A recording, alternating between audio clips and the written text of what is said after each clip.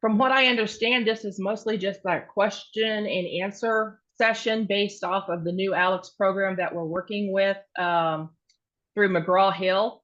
And Eastern has signed up with them, and we started utilizing this in May of this year. And the math department with Dr. Lasik also helped quite a bit with this in reviewing the program, researching different things, and this is the type of program that he really prefers, which is good. I like it so far. It seems to be putting students in initial courses exactly where they are when they first take this exam. And I've already had one question come in today, actually, that we can answer later that addresses that situation. And just to give you a little bit of background on this company, I mean, have all of you so far been able to utilize this program? I mean, have you been able to receive results, I should say, for students? I was going to say, I think most all of you look, from what I'm seeing, familiar that I've actually sent results to. Okay. Like I said, Aleks is owned by McGraw-Hill, and it's like a very integrated program, if I should say. The students actually will be drawing graphs on the screen. They will be interactively working with the program, adding numbers, fractions, working with different things on the program as opposed to just seeing a problem, writing it out on their piece of scrap paper, working it out and choosing from a small group of multiple choice answers. They're actually working the problem on the screen so that it can be better scrutinized basically by the program to see how much they really know in that topic or that subject. The actual assessment itself is anywhere from 20 to 30 questions, the initial one. And that what it's trying to do is determine where that student is in math right then when they take it. After they get that score, they do have the option within the next year of taking another 4 assessments. In between those assessments are what they call tutorial sessions or learning modules.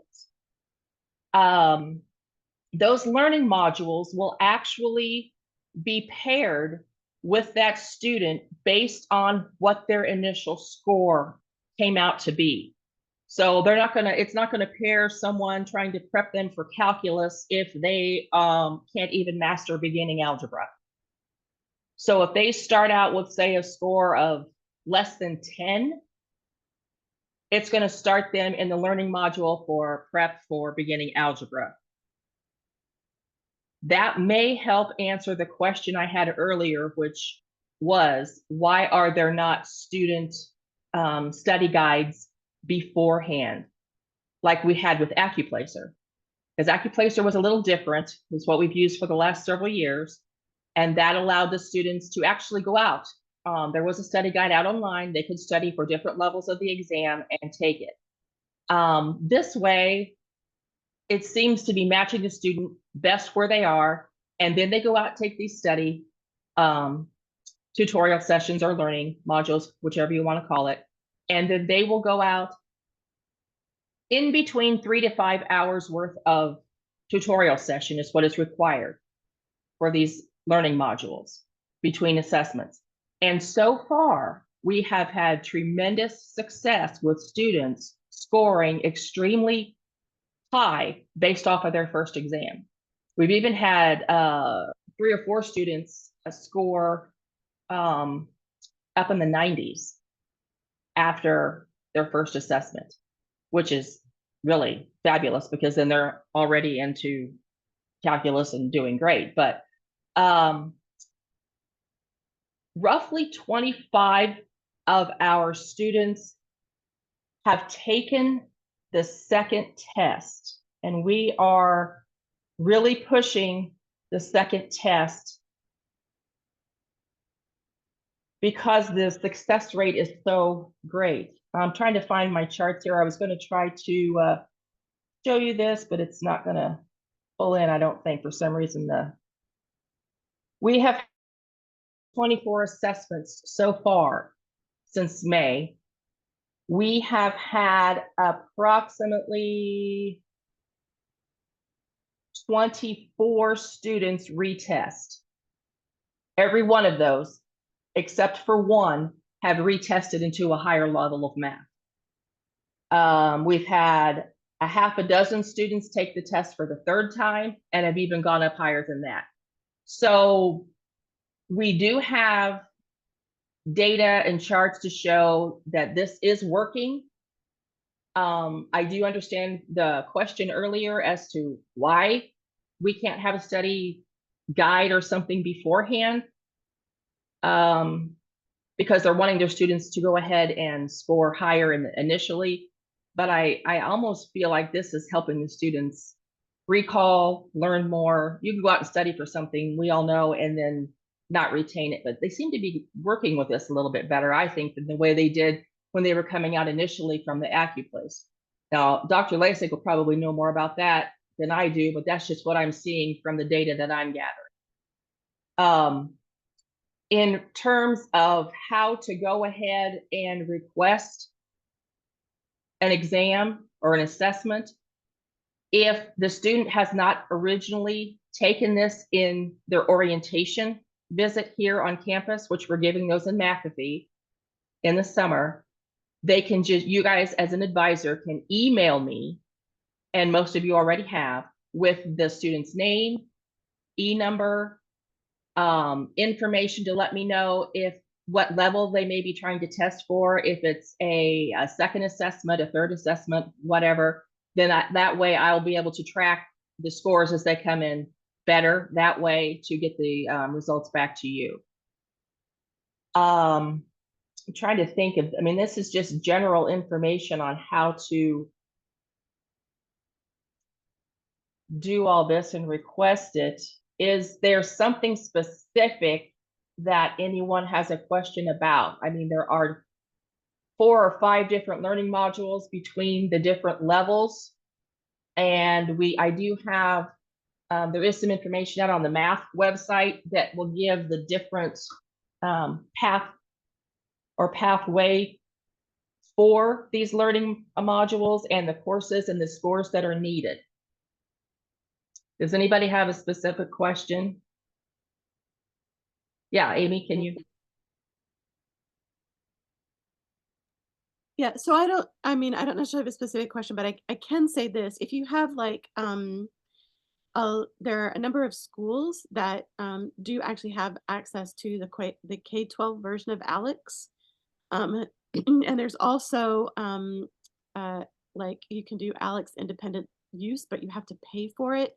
So if there are students that are incoming and they want to place higher and they don't know how to do that, do we have a method or a way for them to access that, or to at least share that information with them so that they know that that's something that they can do independently? And then I guess my next question, my follow-up question would be is, if they do that, or they do use Aleks prior to getting here, are they given a different login from EIU, and does EIU establish that login with them so that they can take the test? So at what point do we have them take the test? Like, could they access it prior to accepting admissions to see where they would place, or is this like after you're admitted only? Actually, we admissions will send out an email to all incoming freshmen before their orientation date, asking and requesting them to take this. And we send them all the information that is needed to take it within Eastern's cohort of exam.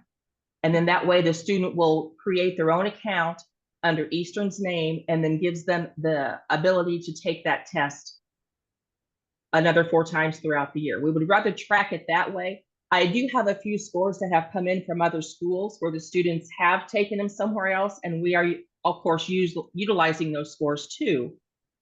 But to answer the question of them having to take it here. They don't have to. We kind of prefer that so that we can track their success as they move up the ladder if they decide to take more assessments. But if there are other schools that are offering this and there are scores out there, if the other institution is willing to let us have the scores, they can just, the student is able to send that to us. Okay. And then I have like one more question. So once our students take the test for entry, after they've taken like the required number of math courses here at the university, right, quantitative classes, um, do we have any plan to retest them for academic growth while they're here? And I am not suggesting we do that. I'm just asking if that's something that has come up as a question, because I know we're always interested in that, like, you know, are we making a difference question. That would probably be a question for the math department when it comes to that type of research later. Yeah, I mean, we're always willing to help what we can do here if it involves working with this program. But if there's something else that you guys are wanting to test or work with on how they have progressed through the system, I mean, I will have data on that. It just in this instance in Aleks, but if it's something, another exam or something, or another type of assessment, that would be something that the math department would probably have to answer. Yeah, no, I just meant through Aleks, because Okay. I know Aleks keeps like a trend, like they, it will create a trend graph for progress over time in various Correct. Yes. Yeah, we have that. Yeah. okay, that's good. Thanks. Okay. Anybody else have anything they could think of? I got a question as somebody who dabbles in advising, because I've got SAM tutors down. If I have a student that shows up, and this is probably like meetings ago for you guys, I have a student that shows up, needs to take 2110, our typical, like, let's put him into biomath, basically. Do all those students need to take this test before they can get into that course, or is this just for a certain subset of students? That would probably refer to Danny when it comes to different majors and everything. Danny, can you take that?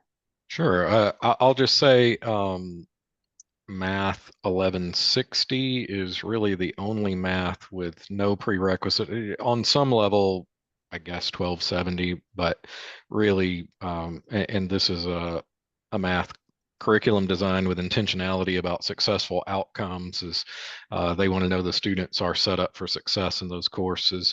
So what we do for the incoming first years is if they are in any of the majors that requires any mathematics course that will need placement at some point, first we check, do they have ACT or SAT scores that meet the thresholds? And if they don't, then we refer them to Aleks. And then with the transfers, that one's trickier because, right, usually you have to look at it on a more individual basis because they've done so many different things. But for 2110, they would definitely need some placement, whether that was an SAT, ACT, a prerequisite course completed with a grade C or higher, or to take Aleks. So a freshman coming in, let's say it's a freshman that just came in, and they're bio majors, for example, they would have already been asked to do this by default. Correct. And then like a year or so goes by, they're now sophomores. We find out they didn't for some reason do it. We still direct them to the office to get it done because Right. they're going to need it to get into our math. Exactly. And unfortunately, we absolutely have those cases. I was just working on one with Jen King in athletics recently where we looked at the advising worksheet and we saw 3 semesters in a row. The advisor said, you need to do your math placement and get enrolled in this math class. And each time, for whatever reason, the student did not do that. And then here we were in year 2, and it's like you haven't even started your math sequence where it's critical for a major. All right, thanks.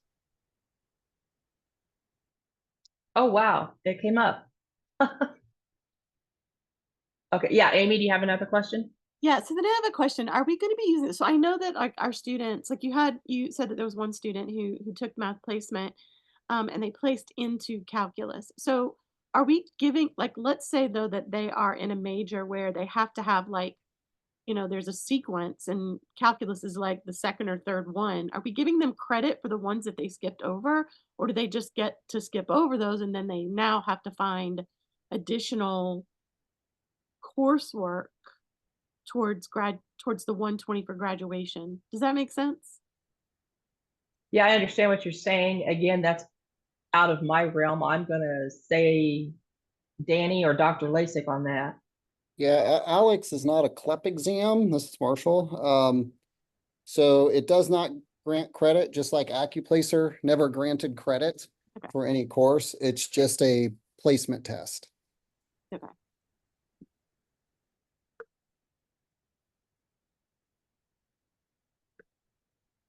I had a quick question, probably for the math department. Are we completely done looking at high school transcripts? So now we are only looking at AP tests that come in, ACT, SAT scores, and Alex for math placement now. Is that correct? Like no longer are we looking through transcripts? Unless a student took their first math class here based on the high school transcript, we are not looking at those anymore. So there are a couple students that are grandfathered in, but I will say those students would actually benefit a lot from doing Alex. And in fact, one of them may have been one of your advisees, but I think there were 3 or 4 that we let them use their high school placement for the 3rd time to get into a class that they've already failed twice. And I really tried to get them to take Alex, but yeah, unless they somehow have evidence that they were placed originally with high school placement, we're not doing that anymore. Thank you. Thank you Yep. so much for that. And then for our transfers, which are a little bit obviously less in our control in terms of what they've done and things.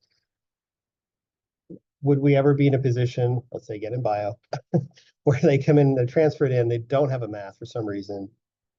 Or they have some math, but it's not obvious exactly where they're at. Do we just tell them they're going to take this test? Or is there a scenario where they wouldn't take that test as a transfer? No, I think it's just like when we had AccuPlacer, right? If we were still using AccuPlacer, they would still have to take the placement test if they didn't have ACT or SAT math. Okay. Gotcha.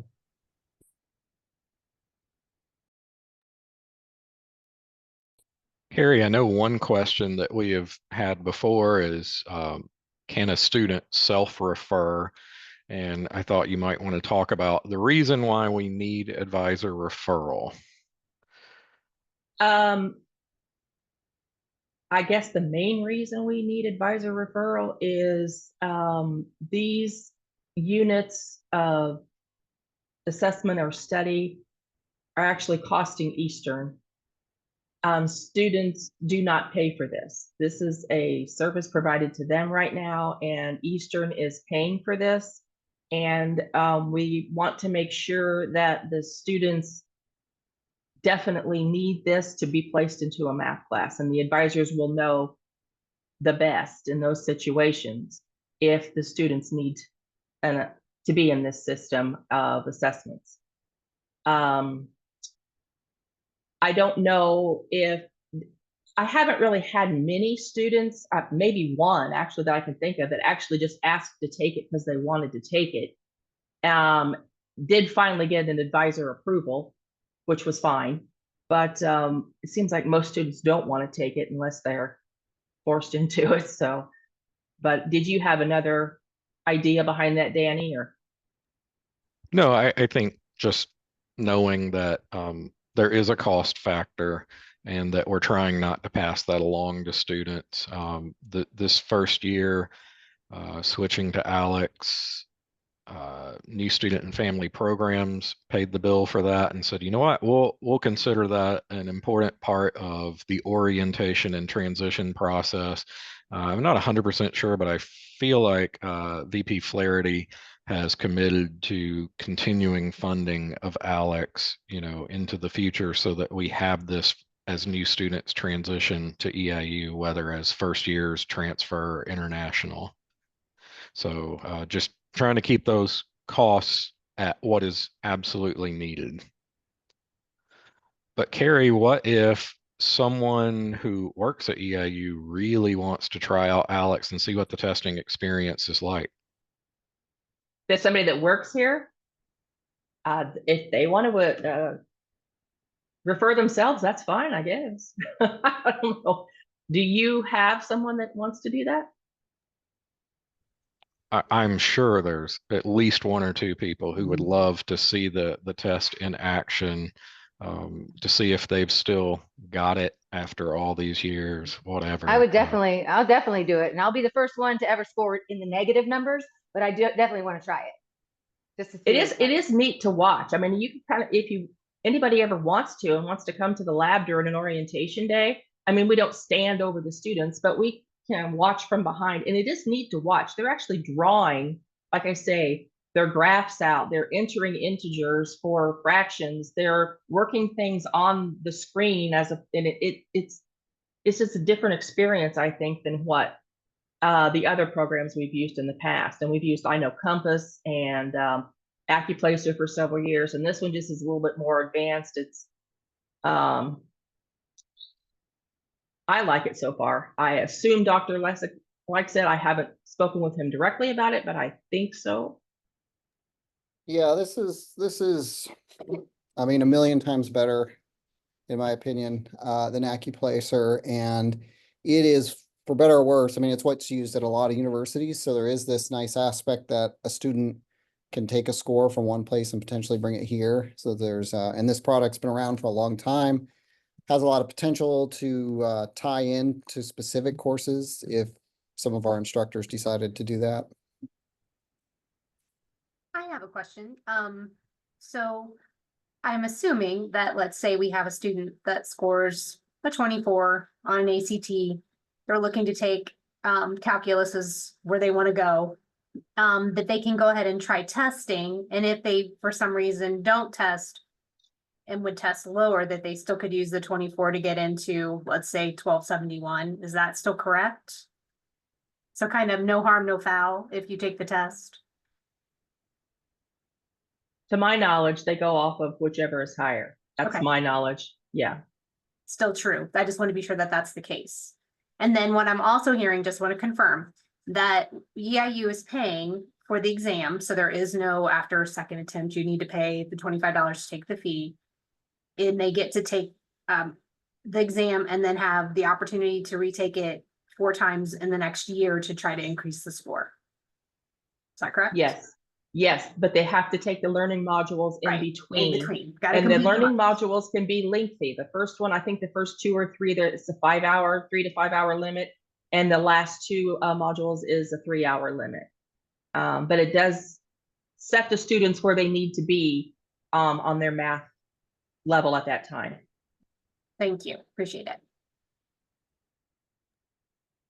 And then Carrie Gossett, just for marketing purposes, can you repeat those statistics on how many students we had take the test and how many leveled up if they Yes. retake it? Okay, let me look here. So far, now this was from a couple of days ago, but this is fairly close. I've had a couple of more come in. We have had 324 take the exam on the Eastern's account. Now, I've had probably 9 from other institutions come in, but that's not on our account, so I haven't really put that on here. But just on Eastern's, where the students have created accounts in Eastern class cohort, it's 324.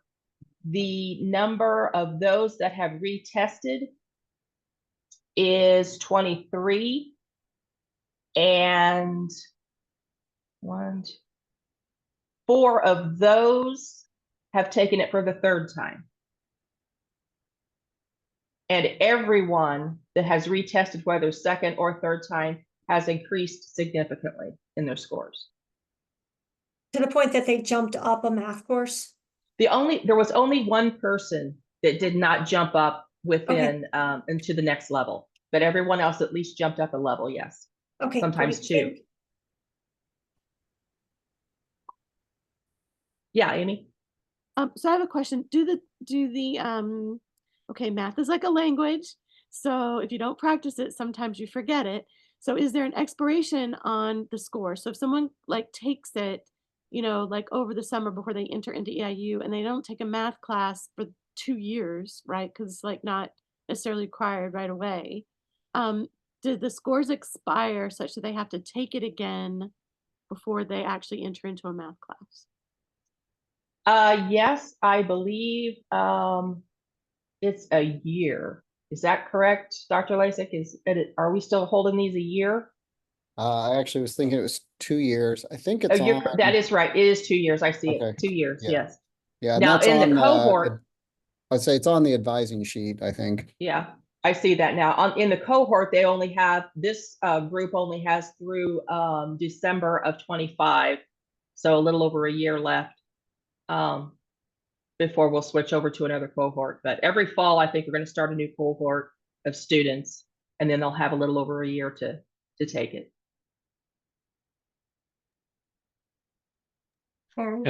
And ideally, within that year, they would take their first EIU math course, and then from that point, their path would be charted by their performance in the classroom, basically.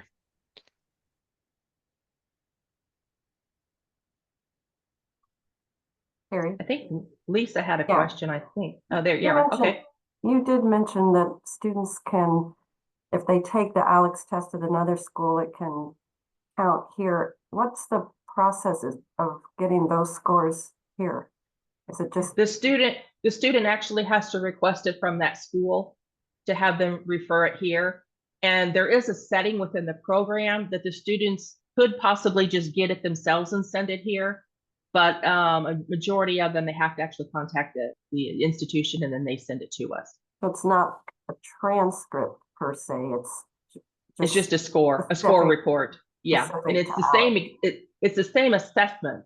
So would be the same type of score, that would fit into Okay. our codes and stuff too, so. Okay, great, thanks. All right, well, that did it. That brought us through 30 minutes. We promised to be brief today. Carrie has put together a couple of slides that has basic information on the test and the process, some of those statistics that she was repeating there for Sam at the end, and just some contact information. We'll make sure we get that sent out to the advising listserv and everyone who attended today. Are there any final questions before I turn off recording and adjourn our meeting? I don't think, I've got a direct message here, but I can answer that in just a little bit afterwards, so.